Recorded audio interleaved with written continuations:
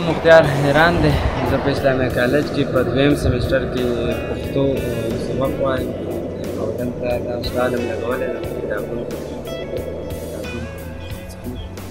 د دې خپله اداره ده د کتابکور په نوم باندې بارباب روډ کې شیخ یاسین ټاور او دغه شان مختلفو سیمینارونو کې دغه شان سټال یې لګوو. کتاب د کتاب مینان کتاب اخلي. خو د کتاب رجحان کم شوی نه دی لکه د جدید دور دی که نه انټرنیټ زمانه ده. اوس کتاب لستوني کم شوي دي که نه کتاب اوس هم هغه شان وځي؟ نه کتاب خو چې څوک کتاب ګوري هغه کتاب اخلي. د انټرنیټ او د کتاب د مطالعې د دې دواړو زده کړو کې فرق دغه شان چې د کتاب کوم انسانان هغه کتاب اخلي یا د ښه خلک هغه کتاب اخلي. کتاب خرڅېږي هغه شان اوس هم خرڅېږي. تاسو سټال لکه لګوئ دلته داسې سیمینارونه نورو مختلفو ځایونو ته ځي.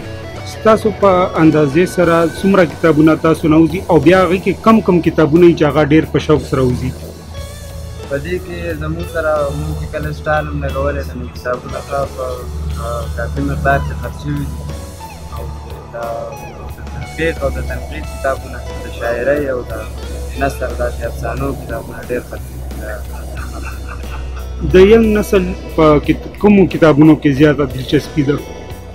د دې بس دا ناولونه او دا افسانې دا خلک ډېر خوښوي او دا اخلي. تاسو ولې په پښتو کې د تعلیم حاصله وایي؟ بس پښتو خو داسې ده چې زموږ د مورنۍ ژبه هم ده. د خپلې ژبې د ترقۍ لپاره خپلې ژبې د پرمختګ لپاره دا ضروري ده چې خلک په خپله ژبه زده کړي وکړي. د نورو ژبو په نسبت باندې په خپله ژبه کې زده کړه ډېره وي. ینګ چې کوم ستاسو هم عمر دي هغې ته تاسو څه میسیج ورکوئ کتاب په هکله؟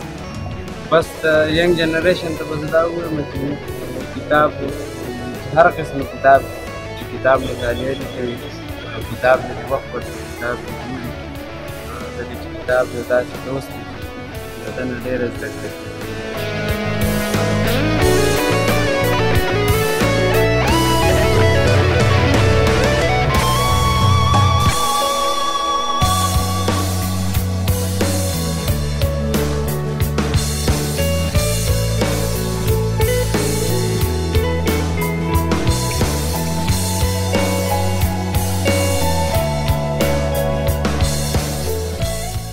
زما نوم آصف افغان دی د امفیل سکالر یم بایو ټیکنالوژي کې امفیل کوم او د کتابونو د خرڅ روزګار کوو چاپ کوو او خرڅوو. پارس بازار کې مو دوکان دی رډسټان بک په نامه باندې. نو نن دلته دا پښتو ادبي کانفرنس چې کوم دی دې کې مو سټال لګولی دی. دې سټال لګولو نه تاسو ته څه فایده ده او بل چې تاسو کوم دوکان یاد کړو هغې کې د کتابونو د اخیستو رجحان څومره دی؟ داسې ده که تاسو وګورئ مونږ چې په کوم دغه باندې کار کوو یا د کتابونو د خرڅ تر اوسه دا سوچ نه دی کړی چې دا د زموږ ذرایع معاش شي.